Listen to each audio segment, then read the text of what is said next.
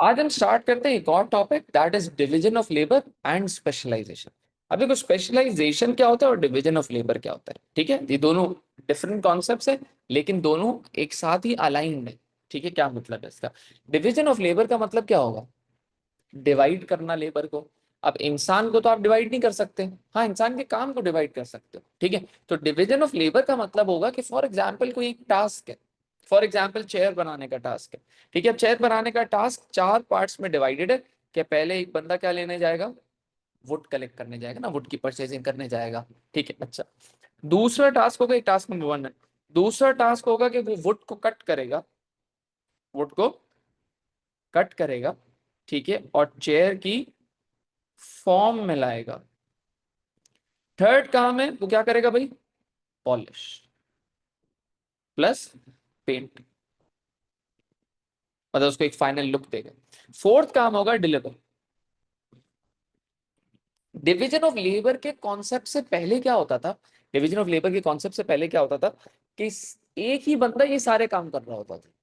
एक ही बंदा ये सारे काम कर रहा होता था। मतलब एक ही बंदा जाता था, वुड की परचेजिंग करता था। वही बंदा वुड की परचेजिंग करने के बाद वुड कटिंग करता था।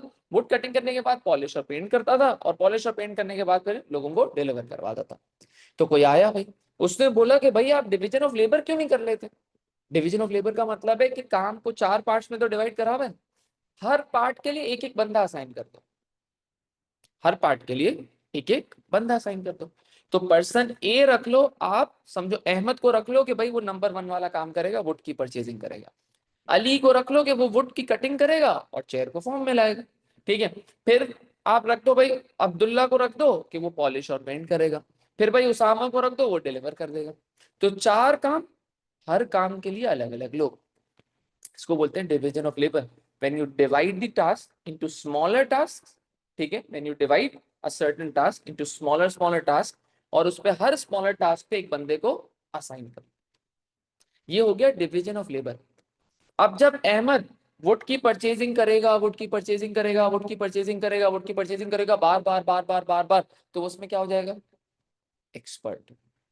वो बोलेगा यार मेरे से ज्यादा परचेजिंग कोई कर ही नहीं सकता अच्छी। ठीक है, इसी तरह वुड कट करने वाला और चेयर को फॉर्म में लाने वाला, अगर बार बार हर रोज सुबह उठता है और चेयर को फॉर्म में लाता है, वुड को कट करता है, इसका मतलब वो क्या कर जाएगा भाई? स्पेशलाइज हो जाएगा, एक्सपर्ट बन जाएगा। क्लियर है? तो वो एक्सपर्ट बन गया। अच्छा, जो पॉलिश और पेंट वाला है वो भी एक्सपर्ट बन जाएगा बार बार काम करके। और जो डिलीवर वाला है उसको भी पता होगा कि भाई शॉर्ट रूट कौन सा है, शॉर्टकट कौन सा है, ये वाले। जो डिलीवरी राइडर्स होते हैं वो रोजाना की बेसिस पे इतनी डिलीवरी करते हैं कि उनको शॉर्टकट रास्ते याद हो जाते हैं। उनको खड्डा कहाँ है ये याद हो जाता है, उनको पता है भाई कौन सा रोड पे सिग्नल मिलेगा तो किस तरीके से दूसरे साइड से चले जाओ, सब पता चल जाता है। तो ये क्या हो गया भाई? क्या आप डिवीजन ऑफ लेबर में आपने टास्क को डिवाइड करा, हर टास्क में एक लेबर को लगाया, वो लेबर बार बार काम करके कर करके क्या बन जाएगा? एक्सपर्ट। इसको बोलते हैं, एक्सपर्ट बनने को बोलते हैं स्पेशलाइजेशन। क्लियर है भाई सबको? Division of labour and specialisation clear है? डिवीजन ऑफ लेबर और स्पेशलाइजेशन। चलो बाकी बच्चे, division of labour and specialisation clear?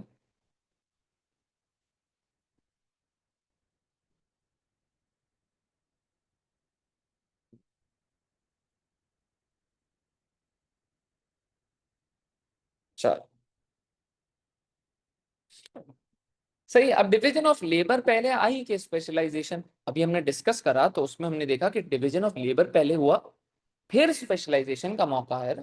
पहले अगर एक ही बंदा हर काम कर रहा होता, डिवीजन ऑफ लेबर नहीं होती, तो स्पेशलाइजेशन आती।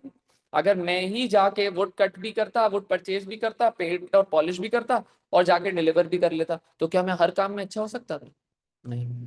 तो डिवीजन ऑफ लेबर आई, and that lead to what? Specialisation. ठीक है, तो डिवीजन ऑफ लेबर लीड करती है स्पेशलाइजेशन पर। तो डिवीजन ऑफ लेबर पहले आएगी, फिर स्पेशलाइजेशन आएगी। ठीक है, चलो। तो ये हो गया स्पेशलाइजेशन और डिवीजन ऑफ लेबर का कॉन्सेप्ट। अब बात कर लेते हैं कि स्पेशलाइजेशन के फायदे क्या होंगे। क्या फायदे? फायदों का मतलब क्या होता है? एडवांटेजेस। कि स्पेशलाइजेशन का क्या एडवांटेज होगा to the firm? To the firm मतलब टू द बिजनेस। बिजनेस को स्पेशलाइजेशन का क्या फायदा होगा? अगर बिजनेस स्पेशलाइजेशन यूज कर रहा है, हर काम के लिए एक एक बंदा रख रहा है और हर बंदा उस काम में एक्सपर्ट है, सही है, तो क्या होगा? अब क्या होगा भाई, सबसे पहले काम क्या हो जाएगा? Speed up. काम क्या हो जाएगा? Speed up. ठीक है, काम तेजी से होगा। काम क्या होगा? तेजी से होगा। तो वर्क स्पीड बढ़ जाएगी। कम टाइम में, लेस टाइम में मोर आउटपुट आ जाएगा। लेस टाइम में मोर आउटपुट आ जाएगा, सही है। कम टाइम में ज्यादा आउटपुट आने को बोलते हैं, एक अच्छा सा वर्ड है और बार बार हम इसको रिपीट भी करेंगे, एंड दैट इज एफिशिएंसी। कौन सा वर्ड है भाई? एफिशिएंसी। तो काम जब स्पेशल लोग करेंगे, स्पेशलाइज वाले लोग करेंगे, जब जो जिसको आता है, जो 5-10 सालों से काम कर रहा है, एक्सपर्ट बंदा काम कर रहा है, तो उसको टाइम कम लगेगा, जाहिर सी बात है। ठीक है, अगर फॉर एग्जाम्पल मेरी अम्मी खाना बनाती हैं तो उनको आधा घंटा लगता है। अब मुझे तो खाना बनाने नहीं आता, मैं खाना बनाने बैठूंगा तो मुझे तो शायद एक दिन लग जाए, सही। तो जो स्पेशलाइज्ड है, जो एक्सपर्ट है, उसको क्या करना पड़ता है भाई? टाइम कम लगा। तो कम टाइम में ज्यादा आउटपुट प्रोड्यूस करके दे देंगे ये स्पेशलाइज्ड एक्सपर्ट लोग, तो इसको बोलते हैं एफिशिएंसी। जब कम टाइम में ज्यादा आउटपुट प्रोड्यूस करके देते हैं उसको क्या बोलते हैं? एफिशिएंसी, सही। तो ये वर्ड एक एफिशिएंसी आ गया। अच्छा, फिर क्या हो जाएगा भाई? ये तो आपकी एफिशिएंसी हो गई, कम टाइम में ज्यादा आउटपुट प्रोड्यूस हो गया। अच्छा, जब कम टाइम में ज्यादा आउटपुट प्रोड्यूस होगा, ठीक है, मुझे रखा हुआ था फॉर एग्जांपल ये चारों कामों के लिए, मैं पूरे दिन में समझो 4 टेबल बनाता था। कितनी टेबल बनाता था? 4 टेबल। अब हमने क्या करा भाई, 5 लेबर रख लिए। एक लेबर कितनी आउटपुट बनाया था पहले मैं? 4। अगर 5 लेबर रखूंगा तो कितने आउटपुट बनेंगे? 5 × 4 वुड बी 20। लेकिन स्पेशलाइजेशन में ऐसा नहीं होगा। स्पेशलाइजेशन में क्या होगा, 4 या 5 वर्कर अपना अपना काम करेंगे, तो 20 टेबल नहीं बनेगी, बल्कि जब सब अपना अपना अपना अपना काम करेंगे तो वो 20 से ज्यादा 30-40 टेबल्स बन जाएंगे। उसी 5 लेबर की कॉस्ट में हमें 5 लेबर से ज्यादा का आउटपुट मिल गया, सही। तो हमने कम टाइम में ज्यादा आउटपुट प्रोड्यूस करा। पहले तो हमारा काम स्पीड अप हो गया, जल्दी जल्दी चीजें हो गई। दूसरा क्या हो गया, हमारे पैसे भी क्या हो गए? बच गए ना, सेव हो गए। 5 लेबर अगर अलग अलग हम लोग रखते हैं कि भाई आप ये पूरे चारों काम संभालो, आप ये चारों काम संभालो, आप ये चारों काम संभालो, तो 20 टेबल्स बनते। लेकिन हमने पांचों को बोला भाई आपका एक एक काम असाइन करना है, पूरे दिन में आप एक ही ये वाला काम बार बार बार बार करते रहोगे, तो वो जल्दी बनाना स्टार्ट कर देगा। तो इसका मतलब हमारी जो कॉस्ट ऑफ प्रोडक्शन है वो भी क्या हो जाएगी? कम। सही है भाई। तो कॉस्ट ऑफ प्रोडक्शन भी कम हो जाएगी।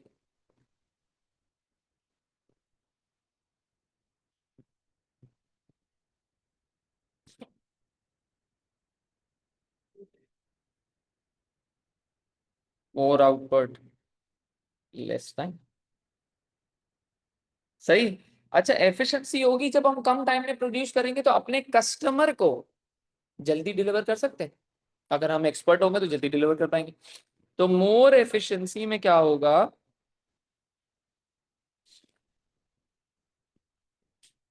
Less delivery time. तो जब कम टाइम में ज्यादा आउटपुट प्रोड्यूस करेंगे मतलब एफिशिएंसी का वर्ड आ गया, और एफिशिएंसी होगी तो डिलीवरी टाइम हमारा कम हो जाएगा। डिलीवरी टाइम हमारा कम हो जाएगा तो हमारा कस्टमर खुश होगा कि नाराज? खुश हो जाएगा।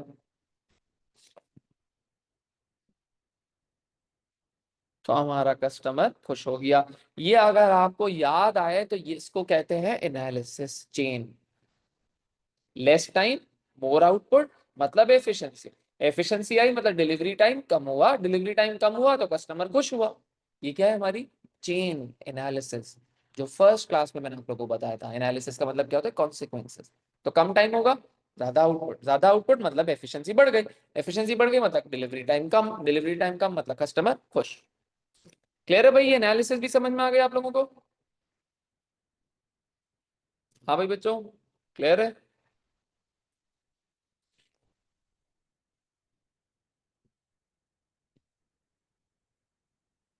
सही।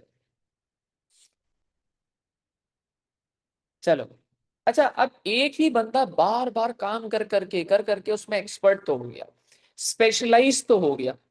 अब स्पेशलाइजेशन और एक्सपर्ट होने के बाद होगा क्या, गलतियां क्या होंगी?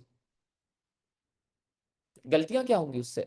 जो एक्सपर्ट होता है, स्पेशलाइज्ड होता है, उससे गलतियां क्या होंगी? कम होंगी कि ज्यादा होंगी? कम होगी, ऑब्वियस सी बात है। तो अगर बंदा स्पेशलाइज्ड बन जाता है, अगर बंदा एक्सपर्ट बन जाता है, अगर बंदा एक्सपर्ट हो गया, स्पेशलाइज्ड हो गया, तो वो मिस्टेक्स क्या करेगा? कम। तो फॉर एग्जाम्पल एक टेलर है, टेलर भाई समझो, वो टेलर में भी अलग अलग वो है ना टाइप्स है, कि भाई टेलर में भी अगर डिवीजन ऑफ लेबर हो रहा है तो एक बंदा क्लॉथ की कटिंग करेगा, तो क्लॉथ की कटिंग वाला अलग होता है। फिर टेलर वो जो सीता है उसको, वो अलग होता है। तो भाई जो अगर एक्सपर्ट होगा सीने वाला, वो गलतियां कम करेगा। जब एक्सपर्ट होगी, जब गलती कम करेगा तो इससे शलवार कुर्तों के कपड़े कम खराब होंगे।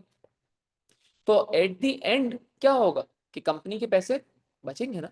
अगर वो शलवार कमीज कम खराब कर रहा है तो कम कपड़ा जाया होगा, तो कंपनी की कॉस्ट क्या होगी? कम। तो इसका मतलब जब एक्सपर्ट स्पेशलाइज बंदा हम हायर करते हैं तो मिस्टेक्स कम होती हैं, मतलब wastage of raw material, wastage of raw material कम होगा। वेस्टेज ऑफ रॉ मटेरियल कम होगा तो हमारी कॉस्ट भी गिर जाएगी। ये फिर एनालिसिस आ गई। एक्सपर्ट स्पेशलाइज, मिस्टेक कम, वेस्टेज ऑफ रॉ मटेरियल कम, वेस्टेज ऑफ रॉ मटेरियल कम मतलब कॉस्ट कम। ये दोबारा क्या आ गई? एनालिसिस। क्लियर है भाई? चलो,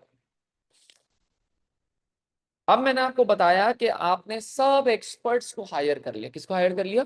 सब एक्सपर्ट्स को हायर करा। जब एक्सपर्ट्स को हायर करोगे तो वो लेस टाइम में ज्यादा आउटपुट प्रोड्यूस करेंगे। Less time, more output, because वो क्या होते हैं भाई? फास्ट होते हैं ना, क्योंकि वो फास्ट है, हाँ स्पेशलाइज है। बिकॉज उनकी प्रोडक्टिविटी हाई होती है। अभी एक और वर्ड इंट्रोड्यूस करवा दिया मैंने, प्रोडक्टिविटी का। प्रोडक्टिविटी का मतलब होता है 1 आवर में कितना आउटपुट, 1 आवर में कितना आउटपुट, 1 घंटे में कितना आउटपुट बना लेते हो, इसको प्रोडक्टिविटी कहते हैं। अभी फॉर द टाइम बिंग बिल्कुल आसान समझ लेते हैं इसको, कि 1 घंटे में कितना आउटपुट बना लेते हो। अगर फॉर एग्जाम्पल शेफ है, उसकी प्रोडक्टिविटी कैसे मेजर होगी? कि वो 1 घंटे में कितने बर्गर्स रेडी कर लेता है। एक एक शेफ 1 घंटे में कितने स्टेक्स रेडी कर लेता है। एक शेफ 1 घंटे में कितना सूप बना सकता है। ठीक है। और अगर मैं बोलता हूँ for example productivity of a chair manufacturer, ठीक है, जो चेयर बनाता है, वो एक एक घंटे में कितनी चेयर्स पेंट कर लेता है, 1 घंटे में कितनी वुड कट कर लेता है। तो प्रोडक्टिविटी इज समथिंग कि आप उसके आउटपुट को, कितना वो काम कर रहा है, कितनी देर में कर रहा है, उसको मेजर करो। तो जो एक्सपर्ट बंदा होगा, स्पेशलाइज बंदा होगा, उसकी प्रोडक्टिविटी क्या होगी? 1 घंटे को ज्यादा आउटपुट प्रोड्यूस करेगा, इसका मतलब प्रोडक्टिविटी हाई। प्रोडक्टिविटी हाई है, इसका मतलब overall output, overall output of the firm would be high. Overall output क्या होगा फर्म का? हाई। ज्यादा आउटपुट को बोलते हैं मास प्रोडक्शन। हम जब एक्सपर्ट्स हायर करेंगे, स्पेशलाइज्ड बंदे हायर करेंगे, तो हमारा आउटपुट क्या हो जाएगा भाई? बढ़ जाएगा। इसको बोलते हैं मास आउटपुट या फिर मास प्रोडक्शन। अब जब मास प्रोडक्शन होगी तो हम मोर कस्टमर्स को क्या कर सकते हैं? केटर कर सकते हैं। मोर कस्टमर्स को केटर या डिलीवर कर सकते हैं। बात समझ में? काफी बिजनेसेस क्या होता है, जैसे रेस्टोरेंट में आप छोटे मोटे रेस्टोरेंट चले जाओ, तो वहां पे क्या होता है? एक ही अंकल, एक ही ओनर सारा काम कर रहा होता है। अब वो बेचारे कितना काम कर लेंगे भाई? वो 1 घंटे में सारे काम, उनको बिल भी लेना है, ठीक है, कैश भी कलेक्ट करना है, फिर वो समझो आप खाना भी बनाना है, सारे काम खुद करने। अब जब आप सारे काम खुद करने जाते हो तो आप हर काम में कुछ ना कुछ कॉम्प्रोमाइज करते हो। अगर बड़ा रेस्टोरेंट स्पेशलाइज वर्कर्स रखता है, तो स्पेशलाइज वर्कर रखता है, हर काम के लिए अलग अलग बंदा है, काम तेजी से होता है, वो ज्यादा लोगों को डिलीवर कर पाते हैं, केटर कर पाते हैं। छोटा रेस्टोरेंट नहीं कर पाता, क्योंकि वहां पे एक ही बंदा सारे काम कर रहा होता है। बात समझ में? तो जब आप लेस टाइम में ज्यादा आउटपुट प्रोड्यूस करोगे एक्सपर्ट और स्पेशलाइज वर्कर हायर करके, तो आपकी प्रोडक्टिविटी हाई होगी, तो overall output of the firm would also be high. तो ओवरऑल आउटपुट फर्म का ज्यादा होगा तो आपकी मास प्रोडक्शन हो गई, इसका मतलब आप ज्यादा से ज्यादा कस्टमर्स को केटर कर सकते हैं। सही है भाई? चलो, ये जो सारे 4 के 4 बेनिफिट्स थे अभी हमने जो पढ़े, वो बेनिफिट थे टू दी फर्म। कौन? टू दी फर्म, कंपनी को बेनिफिट थे बेटा, कंपनी को बेनिफिट। मास प्रोडक्शन मींस मतलब ज्यादा आउटपुट, बहुत ज्यादा आउटपुट, उसको बोलते हैं मास प्रोडक्शन।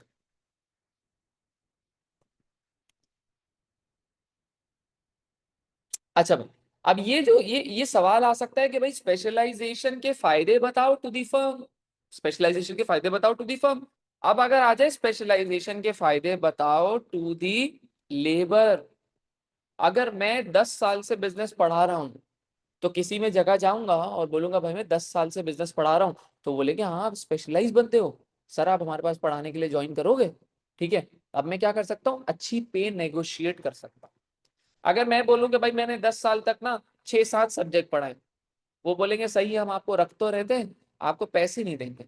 क्यों भाई? क्योंकि आप स्पेशलाइज ही नहीं हो, आप तो सारी चीजें पढ़ाते हो, सारी चीजें पढ़ाते हो, इसका मतलब कोई भी चीज अच्छी नहीं पढ़ाते।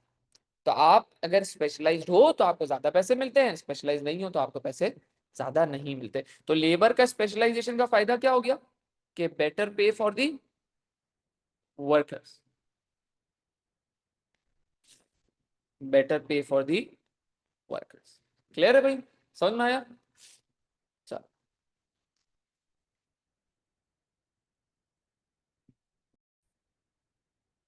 अब क्या चलते हैं भाई, अब चलते हैं स्पेशलाइजेशन के फायदे तो हो गए। स्पेशलाइजेशन के, अब देखो बच्चे एक गलती कर देते हैं कि स्पेशलाइजेशन का जब क्वेश्चन आता है ना, तो सारे पॉइंट्स फर्म के ही लिख देते हैं टू दी बिजनेस। लेकिन कभी कभार जब एग्जामिनर का मूड खराब होता है ना, तो वो सवाल देता है स्पेशलाइजेशन के फायदे बता दो टू दी वर्कर। अब आपने किसके लिख दिए? फर्म के। तो आप स्पेशलाइजेशन पढ़ के खुश नहीं हो जाओगे, अच्छा ये तो मुझे याद था, नहीं। स्पेशलाइजेशन के आगे भी देखो कि बेनिफिट्स टू दी फर्म बोल रहा है कि बेनिफिट्स टू दी वर्कर बोल रहा है। ये गौर से आपको पढ़ना पड़ेगा क्वेश्चन, फिर ही आपको क्वेश्चन को अटेम्प्ट करना है। चलो, अब पढ़ते हैं अगेंस्ट स्पेशलाइजेशन के पॉइंट्स, मतलब स्पेशलाइजेशन नहीं होनी चाहिए, स्पेशलाइजेशन नहीं होनी चाहिए, स्पेशलाइजेशन होनी ही नहीं चाहिए। ये अब उसके पॉइंट पर, ठीक है। तो स्पेशलाइजेशन के ड्रॉबैक्स या फिर डिसएडवांटेजेस। तो अगर आपने फॉर एग्जाम्पल आप रोज उठते हो और रोज सुबह 1 घंटा बिजनेस पढ़ते रहते हो, बिजनेस का सब्जेक्ट पढ़ते रहते हो, पढ़ते रहते हो, ठीक है। हफ्ते में 7 दिन 1-1 घंटा 1-1 घंटा रोजाना पढ़ते हो, और ये रिपीट करते रहते हो, रिपीट करते रहते हो, रिपीट करते रहते हो। At the end of 2 months 3 months क्या होगा? फ्रस्ट्रेट हो जाओगे, बोर हो जाओगे। आप बोलोगे यार रोज सुबह उठता हूँ, एक ही सब्जेक्ट पढ़ रहा हूँ, 1 घंटा 1 घंटा 1 घंटा 1 घंटा 1 घंटा, भाई ये क्या कर रहा हूँ मैं? ठीक है। इसी तरह आप रोज जब फॉर एग्जाम्पल अगर हर रोज आप क्रिकेट भी खेलने चले जाए, आप बोर हो जाओगे। हर रोज आप फॉर एग्जाम्पल कोई गेम भी खेलने चले, आप बोर हो जाओगे रोजाना। वो चीजों का मजा जब ही रहता है जब वो कम टाइम के लिए होती, कम ड्यूरेशन के लिए होती है, ठीक है। वो हॉलीडेज और वेकेशन का मजा क्यों आता है? क्योंकि वो कभी कभार होती है ना, साल में एक दफा या फिर 2 साल में एक दफा, तो कभी कभार का ही वो मजा है, ठीक है। जब एक काम रिपीटेटिव होना शुरू हो जाता है तो फिर मजा नहीं आता। यही चीज लेबर के साथ होती है। लेबर बोलता है यार रोज सुबह उठता हूँ, यही काम करता हूँ, चेयर कट करता हूँ, सही है, वुड को कट करता हूँ, चेयर की फॉर्म में लेकर आता हूँ, सुबह उठता हूँ, अगले दिन फिर वुड को कट करता हूँ, चेयर की फॉर्म में लेकर आता हूँ, फिर अगले दिन वुड को कट करता हूँ, चेयर की फॉर्म में, फिर अगले दिन वुड को कट करता हूँ, चेयर की फॉर्म में। तो ये 6 7 8 9 10 महीने बाद ये क्या हो जाता है? बोर। ये बोलता है यार मुझे नहीं काम करना, या फिर अगर काम करना भी क्योंकि मजबूरी, घर तो चलाना है इसको, तो ये क्या हो जाता है भाई? जब बोर हो गया तो ये प्रोडक्टिविटी, मतलब जो ये कम टाइम में ज्यादा आउटपुट प्रोड्यूस कर रहा था, वो ज्यादा आउटपुट अब कम कम कम कम होना शुरू हो जाता है, क्योंकि इसको काम में मजा आ ही नहीं रहा। जब इसको काम में मजा आएगा नहीं तो इसकी स्पीड ऑफ द वर्क भी क्या हो जाएगी? कम। तो इसका मतलब जब स्पेशलाइजेशन होता रहता है तो आ जाती है बोर्डम। क्या आ जाता है? बोर्डम।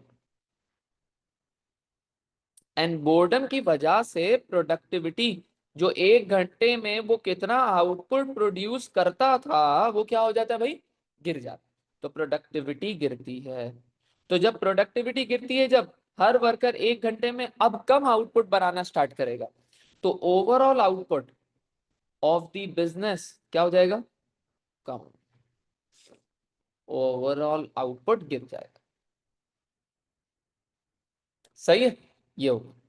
अच्छा, फिर जब बंदा स्पेशलाइज हो जाता है, जब एक्सपर्ट हो जाता है, उसको लगता है कि उससे गलती कभी भी हो ही नहीं सकती। आप टेलर के पास जाओगे और टेलर के पास बोलोगे यार ये ना, वो मुझे अपनी क्लोज फ्रेंड की शादी वादी में पहनना है, तो इसको जरा ना ध्यान से बनाना, ये नहीं हो जाए, ये मसला नहीं हो जाए। तो वो आपको सबसे पहले यूं देखेगा और बोलेगा भाई अब आप मुझे सिखाओगे क्या। तो उसके अंदर क्या फीलिंग आ रही है, वो ओवर कॉन्फिडेंस वाली, कि भाई मेरे से गलती थोड़ी हो सकती।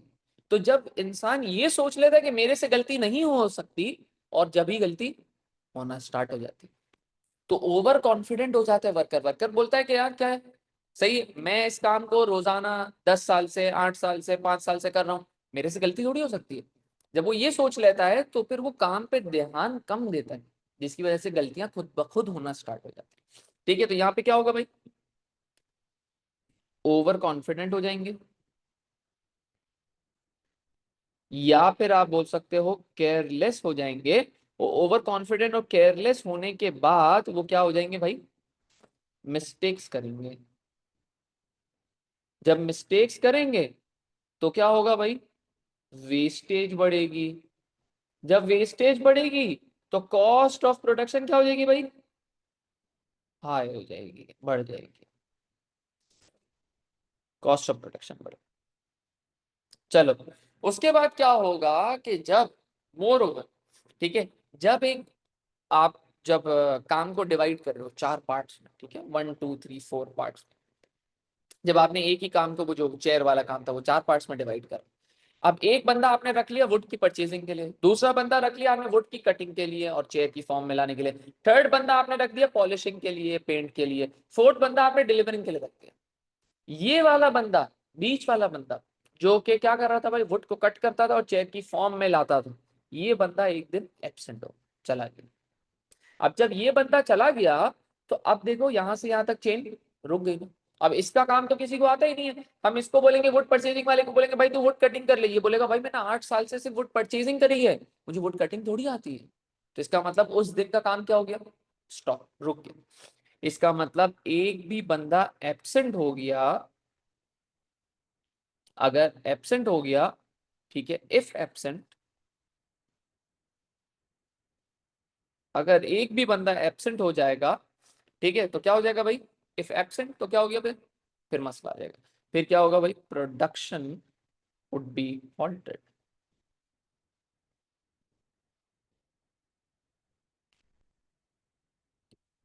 प्रोडक्शन वुड बी हॉल्टेड, तो क्या होगा भाई, आउटपुट कम प्रोड्यूस होगा, कस्टमर्स क्या हो जाएंगे, नाराज। कस्टमर बोलेंगे भाई डिलीवरी नहीं मिली हमें तो यार, ठीक है, कस्टमर नाराज हो गया। अब आ जाते हैं कि वर्कर को क्या नुकसान होगा। किसको, वर्कर को क्या नुकसान। अब वर्कर को क्या नुकसान हो सकता है, फॉर एग्जाम्पल जैसे कि वर्कर आया 10 साल से, 10 साल से वो समझो वुड की कटिंग करता रहता है, 10 साल से उसने वुड की कटिंग करी, वो माहिर बन गया, एक्सपर्ट बन गया। अब क्या हुआ, एक टाइम आया कि वुड कटिंग मशीन आ गई, वुड कटिंग मशीन आ गई, तो वुड कटिंग वाले इंसान की जरूरत पड़ेगी नहीं। तो भाई ओनर ने बोला भाई आप कहाँ चले जाओ, घर, जाओ भाई घर जाओ, क्योंकि मशीन आ गई आपके काम के लिए। तो अब वो बंदा घर जाएगा, उसने 10 साल से सिर्फ वुड कटिंग करी है, तो 10 साल बाद क्या वो दूसरा काम कर सकता है। तो अगर उस बंदे की काम की डिमांड कम हो गई, तो बंदा क्या हो गया, सारे, उसको कोई और काम आता ही नहीं। अब जैसे चैट जीपीटी आने के बाद, चैट जीपीटी आया तो सबसे बड़ी हिट पड़ी कंटेंट राइटर्स, जो कंटेंट लिखते थे, ठीक है, ब्लॉग्स लिखते थे, आर्टिकल्स लिखते थे, उनको क्या हो गया, उनको हिट पड़ी। तो भाई फॉर एग्जांपल अगर जैसे मैं जो भी सोशल मीडिया पे पोस्ट वगैरह लगाता हूँ, या पे सारी चीजें ना, तो वो जो सारी स्क्रिप्ट होती है, सारी जो वो होती है चीजें, आ, सारे वो कैप्शंस होते हैं, सारी चीजें डिटेल वगैरह, वो सारे कौन लिख के देता है भाई, एक बंदा कंटेंट राइटर, ठीक है, कंटेंट राइटर आर्टिकल्स वगैरह सारे कंटेंट राइटर लिख के देता है। अब कंटेंट राइटर की चैट जीपीटी आने के बाद क्या होगा भाई, खत्म। अब मुझे उस इंसान की क्यों जरूरत, मैं तो चैट जीपीटी में भाई 5,000 की सब्सक्रिप्शन ले लूं और वो लिखता रहेगा मेरे लिए। बात समझ में। तो अब वो जो बंदा था जिसको कंटेंट क्रिएटर या कंटेंट राइटर को मैंने निकाल दिया, उसको तो 10 साल से वो कंटेंट राइटिंग का काम करता था, उसको चैट जीपीटी आने के बाद कोई दूसरा काम तो आता नहीं था। अब वो क्या होगा, घर में बैठा रहेगा, फारिग हो गया। तो वर्कर्स लूज फ्लेक्सिबिलिटी। फ्लेक्सिबिलिटी का मतलब है कि उनको कोई और काम नहीं आता, ठीक है। तो वर्कर्स क्या हो जाते हैं, फ्लेक्सिबिलिटी लूज कर जाते हैं due to over specialisation. Over specialisation हो जाती है, वो एक ही काम करते रहते हैं करते रहते हैं करते रहते हैं, और जब उनकी स्किल्स ऑब्सोलीट हो जाती है मशीन के आने से, तो वो उनकी जॉब चली जाती है। तो workers lose flexibility due to over specialisation. उनकी स्किल जब ऑब्सोलीट होती है, कोई मशीन आ गई, चैट जीपीटी आ गया, तो वो अपनी जॉब को खो देते हैं। क्लियर है भाई सबको कि what is specialisation and division of labour और उसके एडवांटेजेस एंड डिसएडवांटेजेस क्या हैं।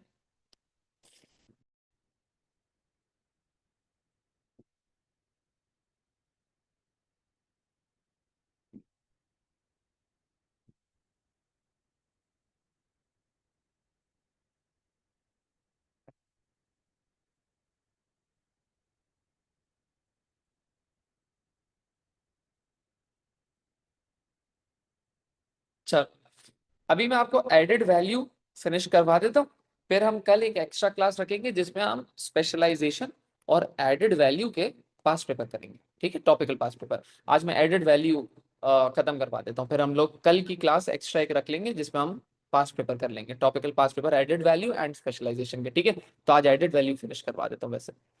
चलो भाई, तो एडेड वैल्यू, अब एडेड वैल्यू क्या होता है। अब देखो, एडेड वैल्यू बिल्कुल बेसिक समझने के लिए ना, आप दो रेस्टोरेंट्स ले लो। एक समझो, आ, एक ही हम आइटम ले लेते हैं, बन कबाब।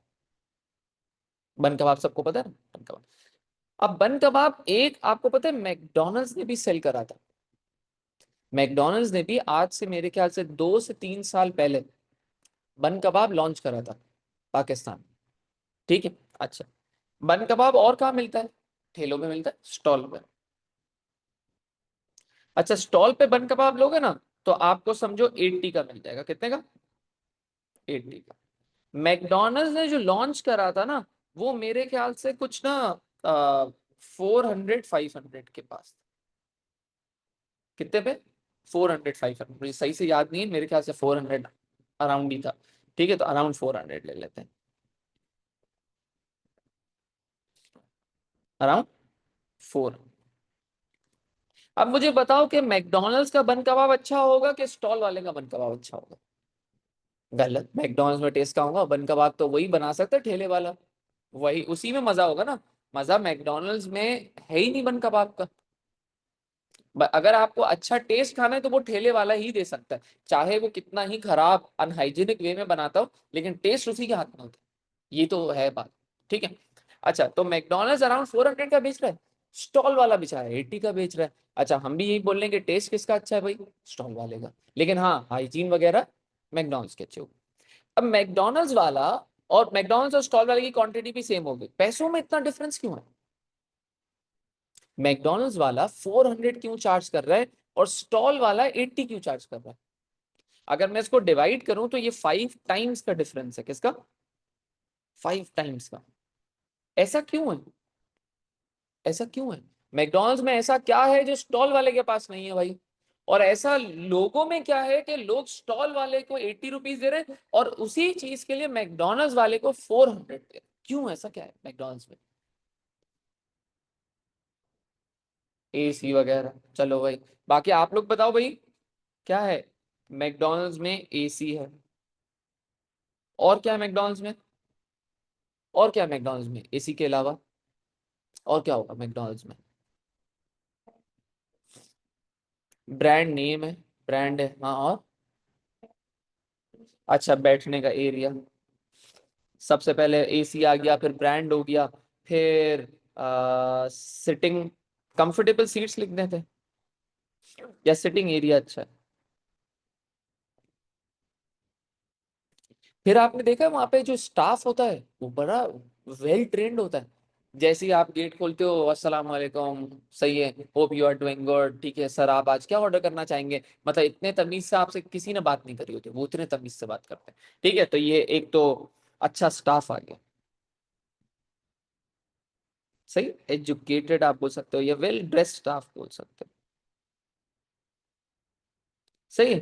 फिर आपको वो म्यूजिक चल रहा होता है हल्का सा, ठीक है, इन्वायरमेंट बड़ा अच्छा दिया हुआ होता है उन्होंने, ठीक है, ये सब चीजें क्या है, ये सब चीजें आपको कन्विंस करती हैं कि आप मैकडॉनल्ड्स को ज्यादा पैसे दे दो, सही है। तो ये कन्विंसिंग चीजें हैं, सही है, ये चीजें कन्विंस करती हैं, मतलब कन्विंसिंग द कस्टमर्स टू पे मोर, ये कस्टमर्स को कन्विंस करती है कि भाई ज्यादा पैसे दे दो। स्टॉल वाला बोलेगा 400 रुपए, आप इससे बहस करोगे, आप इससे क्या करोगे, बहस करोगे, नहीं दोगे इसको, इसको दोगे नहीं, भाग जाओगे। लेकिन मैकडॉनल्ड्स में जाके बहस तो नहीं करते, क्योंकि उसने आपको इतनी सारी अलग अलग चीजें ऑफर कर रही कि आप खुद विलिंग हो उसको ज्यादा पैसे देने के लिए। इसको बोलते हैं क्या, added value,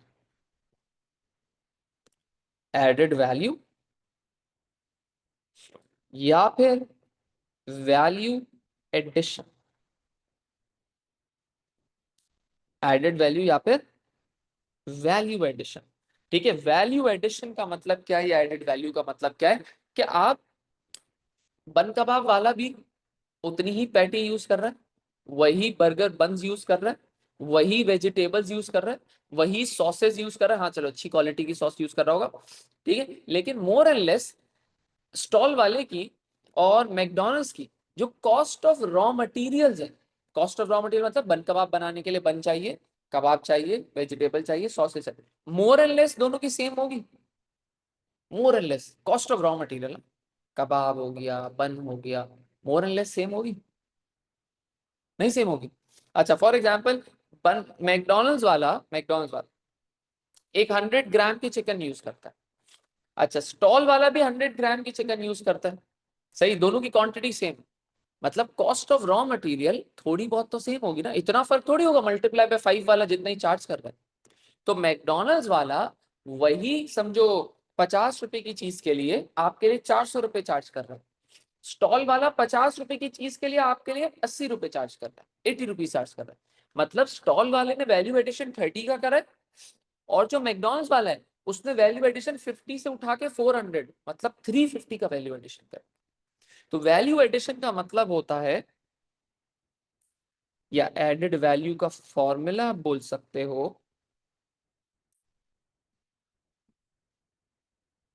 selling price minus cost of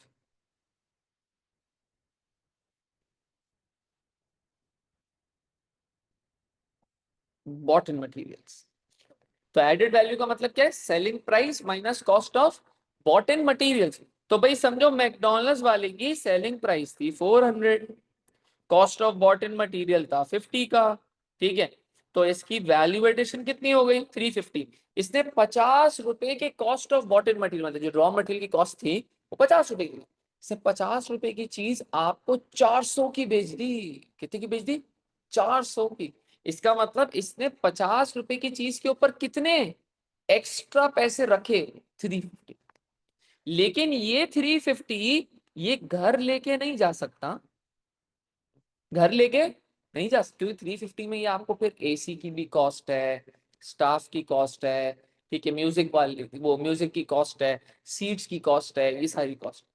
तो इसका मतलब 50 रुपीज की चीज को इसने 400 का सेल करा, 350 की वैल्यू एडिशन होगी, 350 में से आप सब्ट्रैक्ट करोगे, माइनस करोगे, क्या माइनस करोगे, अदर कॉस्ट।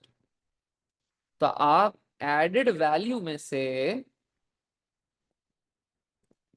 एडेड वैल्यू में से अदर कॉस्ट माइनस करोगे, फिर कुछ बच गया तो वो आप कहाँ लेके चले जाओगे, घर, उसको घर ले जाने को क्या बोलते हैं, प्रॉफिट, जो घर पैसे लेके जाते हैं उसको क्या बोलते हैं भाई, प्रॉफिट। जो आप नफा बचा के रह गए, प्रॉफिट बचा के ले गए। तो वैल्यू एडिशन, पहले तो सेलिंग प्राइस हो गई 400 की, सेलिंग प्राइस में से cost of bought and material minus करा, 400 माइनस 50 मतलब 350, 350 की वैल्यू एडिशन हो गई। इसका मतलब मैकडॉनल्ड्स वाला 350 की वैल्यू एडिशन कर रहा है। 350 में से उसने अदर कॉस्ट माइनस करी, समझो अदर कॉस्ट की चीजें थी, समझो भाई 200 की, एसी वेसी पर बन कबाब 200, तो 150 का क्या हो गया, प्रॉफिट। ये घर लेके जा सकते हैं। तो इसका मतलब अगर सवाल आ जाता है वैल्यू एडिशन मतलब एडेड वैल्यू और प्रॉफिट क्या सेम होता है, तो आप क्या बोलोगे, no, added value is selling price minus cost of bought material, where is profit is selling price minus cost of bought material minus all other cost, rent, electricity वगैरह सारी चीजें माइनस करने के बाद फिर जो बचा वो प्रॉफिट है। तो profit is something that is left at the very and.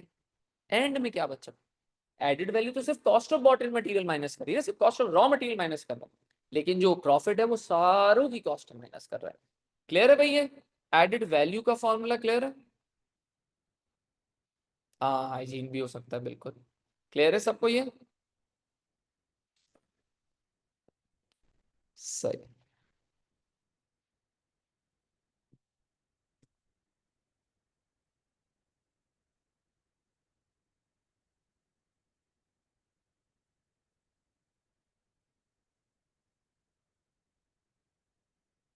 चल, अब एक आखिरी चीज पढ़ लेते हैं, ठीक है? Why is added value important और एडेड वैल्यू को बढ़ा कैसे सकते हैं? भाई एडेड वैल्यू इंपॉर्टेंट क्यों, एडेड वैल्यू इंपॉर्टेंट क्यों, एडेड वैल्यू क्यों इंपॉर्टेंट है? क्योंकि आपने देखा कि एडेड वैल्यू अगर नहीं होगी, अगर एडेड वैल्यू नहीं है तो मैं अदर कॉस्ट कैसे पे करूंगा? अगर मैंने 50 की चीज को 50 का बेच दिया, अदर कॉस्ट कैसे पे होगी? अगर 50 की चीज का मैकडॉनल्ड 60 का बेच दे, अदर कॉस्ट कैसे पे होगी? तो there has to be certain amount of added value, ताकि वो जो अदर कॉस्ट है हमारी एसी वगैरह की, रेंट की, इलेक्ट्रिसिटी, वो भी तो पे हो जाए। सही। और फिर एडेड वैल्यू, अदर कॉस्ट पे करने के बाद कुछ बच जाता है तो वो हम कहाँ लेके जाएंगे, घर। तो एडेड वैल्यू दो चीजों के लिए इंपॉर्टेंट है, एक तो प्रॉफिट घर ले जाने के लिए और दूसरा अदर कॉस्ट को बेयर करने के लिए। ठीक है, ये एडेड वैल्यू की इंपॉर्टेंस है, दो ही। ठीक है, तो in order to pay other cost, ठीक है, and in order to make profits. Clear? अगर एडेड वैल्यू नहीं होगा तो अदर कॉस्ट भी पे नहीं कर पाएंगे, और अदर कॉस्ट नहीं पे कर पाएंगे तो प्रॉफिट भी नहीं बचेगा। तो अदर कॉस्ट पे करने के लिए इंपॉर्टेंट एडेड वैल्यू, और दूसरा क्या है भाई, प्रॉफिट के लिए। अब सवाल यह आता है कि सर एडेड वैल्यू बढ़ा कैसे सकते हैं? अगर समझो एडेड वैल्यू,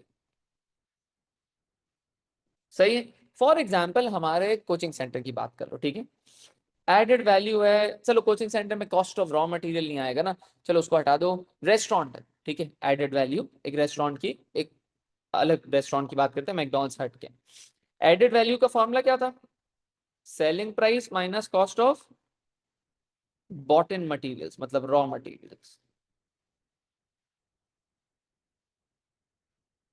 तो समझो भाई एक स्टेक सेल करता है कोई, जैसे स्टेक बाय CFU है कराची में, ठीक है, तो वहां पे स्टेक की एवरेज प्राइस समझो ना 10,000 है, कितनी, 10,000, ठीक है, तो स्टेक बाय CFU का एवरेज स्टेक है 10,000 पर पर्सन, पर स्टेक। अच्छा 10,000, तो cost of bought in material, अब वो ये कहता है कि भाई हमने ऑस्ट्रेलियन बीफ यूज करा है और ये वो, पता नहीं अब क्या सच है उसमें, नहीं पता। अच्छा, उसकी cost of bought in material समझो 4,000 है, कितनी, 4,000, तो एडेड वैल्यू कितना बच गया, 10,000 माइनस 4,000, 6,000। अब ये स्टेक बाय CFU सोचता है कि मुझे एडेड वैल्यू बढ़ाना है, मुझे एडेड वैल्यू बढ़ानी, एडेड वैल्यू का अभी फिगर कितना है, 6,000, 6,000 मुझे बढ़ाने, 6,000 बढ़ाने के लिए मैं क्या कर सकता हूं, या तो मैं अपनी सेलिंग प्राइस बढ़ा दूं, या तो मैं कॉस्ट ऑफ बॉटन मटेरियल गिरा दूं। दो ही काम हो सकते हैं, एक काम हो सकता है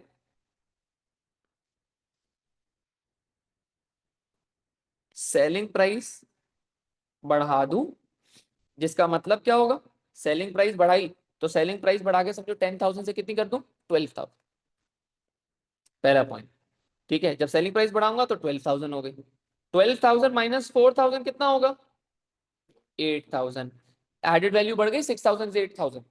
दूसरा क्या हो सकता है कि cost of bought in material क्या कर दूं भाई, कम, सस्ता बीफ लेना स्टार्ट कर दूं, तो 10,000 माइनस 4,000 वाली वैल्यू 3,000 की हो जाएगी, तो भी एडेड वैल्यू 6,000 से कहां पहुंच गया, 7,000। बात समझ में आई? तो एडेड वैल्यू दो तरीकों से बढ़ सकता है। पहला हो सकता है सेलिंग प्राइस बढ़ा के, बट सेलिंग प्राइस बढ़ाने से शायद कस्टमर भाग जाए। तो आप जब सेलिंग प्राइस बढ़ा रहे हो 10,000 से 12,000 कर रहे हो, तो you have to offer something more to your customers. तो जब 10,000 से आपने 12,000 बढ़ाई ना पैसे, तो उनको कुछ एक्स्ट्रा दे दो। एक्स्ट्रा दे दो मतलब नया पेंट करवा दो, एसी लगा दो, वेटर्स को और अच्छे ड्रेसेस, वो आप ड्रेसअप कर लो और अच्छे से, वेटर्स को इंग्लिश सिखा दो। मतलब कस्टमर मस्ट फील कि भाई जब पैसे बढ़ रहे हैं तो मुझे भी कुछ एक्स्ट्रा मिल रहा है, वरना वो एक्स्ट्रा पैसे देने के लिए विलिंग नहीं होगा। पहला हो गया सेलिंग प्राइस बढ़ा दो। दूसरा हो गया कॉस्ट ऑफ बॉटम मटेरियल गिरा दो। तो you would have to make sure कि अगर मैं सस्ता बीफ यूज कर रहा हूं, तो ऐसा तो नहीं कस्टमर भाग जाएगा। कस्टमर बोलेगा यार आपने तो भाई सेम पैसे रखे हुए हैं लेकिन आपने बिल्कुल बेकार क्वालिटी कर दी है, कस्टमर तो भाग जाएगा। तो कॉस्ट ऑफ बॉटम मटेरियल दो तरीके से गिर सकती है। पहला हो सकता है cheaper raw materials. Cost of bottom material कैसे गिर सकती है? पहला क्या हो सकता है, चीपर रॉ मटेरियल। दूसरा क्या हो सकता है कि आप बल्क बाइंग कर लो। क्या करो, बल्क बाइंग, या फिर नेगोशिएट करो अपने सप्लायर से। क्या करो, सप्लायर को बोलो भाई हमें कम पे पैसे दो, हमें कम में दो भाई, ठीक है हम ज्यादा परचेजिंग करेंगे, कुछ डिस्काउंट दो। तो सप्लायर से नेगोशिएट कर लो या फिर चीपर रॉ मटेरियल यूज कर लो। क्लियर है भाई? तो ये एडेड वैल्यू का भी कॉन्सेप्ट आज हमारा डन हो गया। कल हम एक एक्स्ट्रा क्लास रख लेंगे जिसमें हम एडेड वैल्यू और स्पेशलाइजेशन के पास पेपर स्टार्ट करेंगे। तो पहली दफा हम ओ लेवल्स के पास पेपर कल स्टार्ट करेंगे इंशाल्लाह। तो क्लियर है भाई सबको ये topic, division of labour and specialisation and value addition? बताओ भाई।